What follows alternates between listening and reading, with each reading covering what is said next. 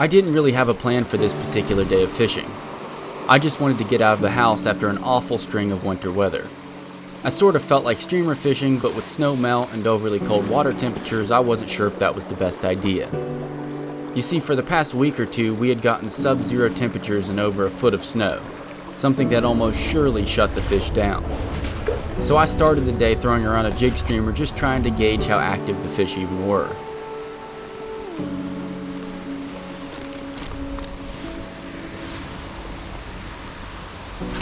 Got him!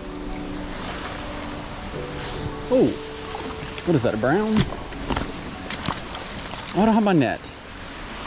Left it in the car. It's a rainbow. Oops. That's fine. First rainbow of the day. Thanks, little old buddy.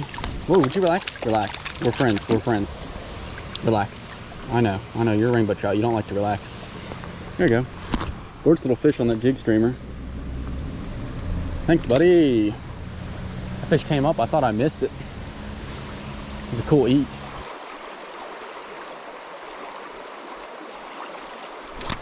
Got him. Oh, line slipped out of my hand again. It's another rainbow trout. Whoa, would you relax, buddy? God, they're fighting. Line slipped out of my hand because it's wet, because it's raining. Would you relax? We're friends. He's got something hard in his stomach. Wonder what you just ate, buddy, huh? Thanks. This is a pretty predictable spot for a fish to be, but there's another one in here somewhere. I caught those two wild rainbow trout in one little section of water, but that was about it. The scattered rain showers were making sure that what little snow was left was getting washed into the creeks. At some point during the day, I just decided I'd rather risk not catching any more fish at all and go for a bigger brown trout than I would continue down the path I was headed. Despite the cold weather, the water levels were outstanding. They were just the right clarity to give me confidence that if I could find a big active brown trout, I might stand a chance at getting him to eat. But finding one of these big fish that is willing to eat in 35-degree water temperatures isn't easy. So out came the 8-weight and the articulated streamer box, and I started moving water.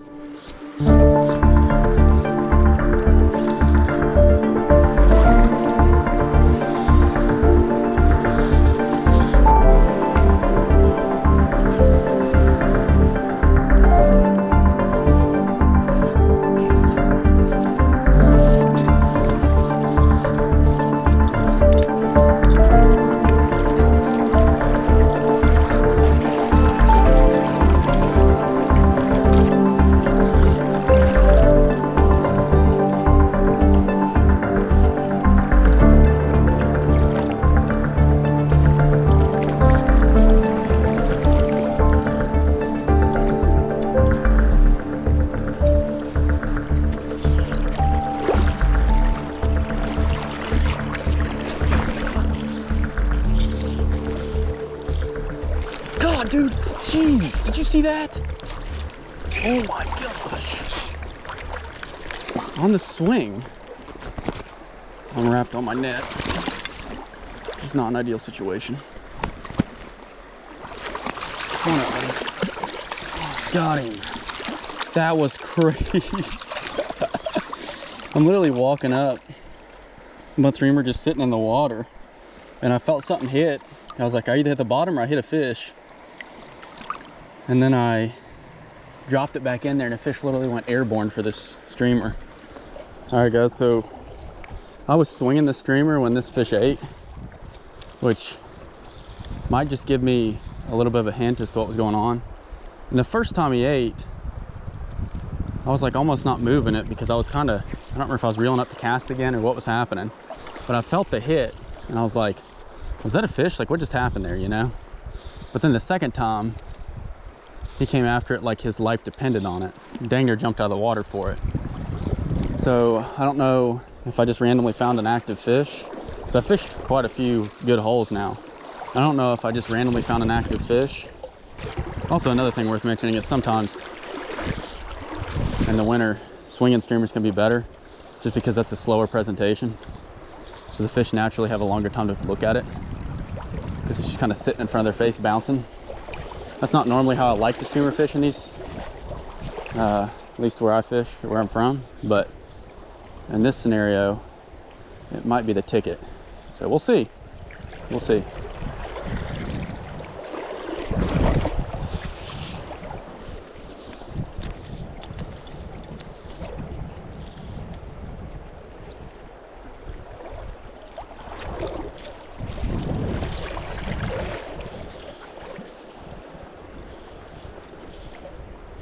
Oh gosh, big fish. Big fish. Eat again, buddy. Please eat again. Oh, dude, I've got wraps. Eat again. Can't believe you didn't get hooked.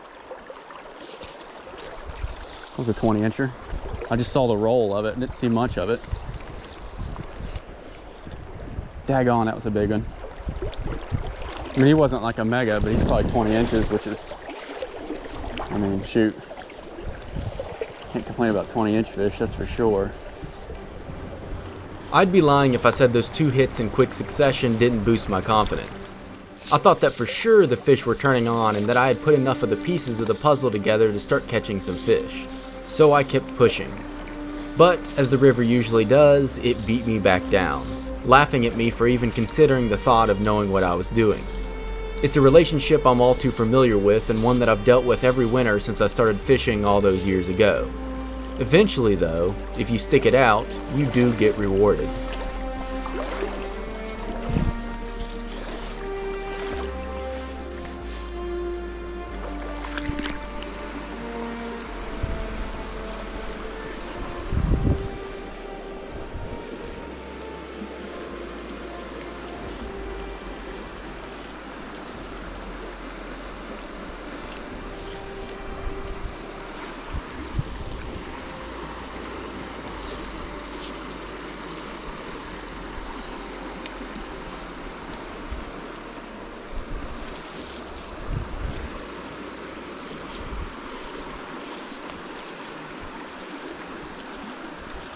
Oh no! That was a brown.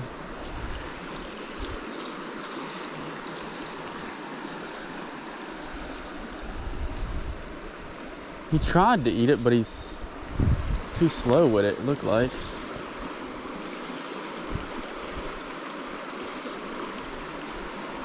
Oh! Got him, got him! That was incredible! Come on. Let's go, dude! What an incredible eat! That's a 20-inch fish, dude. He followed it all the way up here and ate in here. Holy cow, I hope you guys could see that. There's a 20, boys. I saw him come out at first. I didn't think he was this big. I thought he was like a 16, 18-inch fish. No, he's a 20. Oh, it feels so good to catch one of these stinking fish, man. That's a lot of work to catch this fish. A lot. All right, ladies and gentlemen, so finally, after much ado, the struggle of winter fishing, I finally came up here and caught a probably close to 20-inch wild brown trout, and he ate right in the shallows. So I think the hit kind of makes this almost this entire day worth it. I'll hold this fish up for you guys real quick. Real silver looking fish, which is pretty typical for this time of year, but oh, come on, buddy. Look at that. That is an awesome brown trout. It doesn't get much better than that. So yeah, go ahead and get this old girl released and we will keep on fishing, boys. Heck yeah. I've said it before and I'll say it again. I'd rather be lucky than good. But I think a lot of times what I equate to luck is really just perseverance. I mean, sure, I get lucky, but I wouldn't get lucky if I didn't spend so much time on the water. And because so much time is spent on the water, I've got years of experience about how the weather, water levels, and water temperatures affect fish and where they might be hanging out. There is no substitute for time on the water. No amount of reading, no amount of YouTube videos, and no amount of podcasts will ever put a big fish in the net for you. So get out there and enjoy some time on the water. Thanks for watching.